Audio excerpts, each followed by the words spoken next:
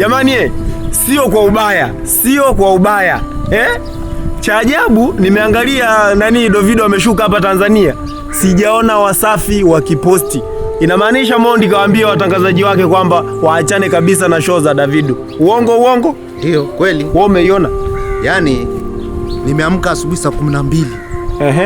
Nimeingia Wasafi. Niangalie kama Wasafi Radio, Wasafi FM, Wasafi TV kama wameposti video yoyote ya Davido akiperform, akiimba.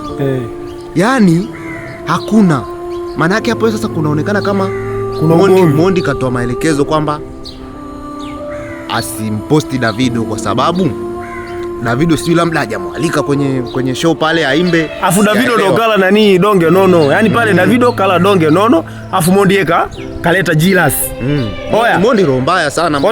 Kama unabisha, nenda pale Wasafi Instagram.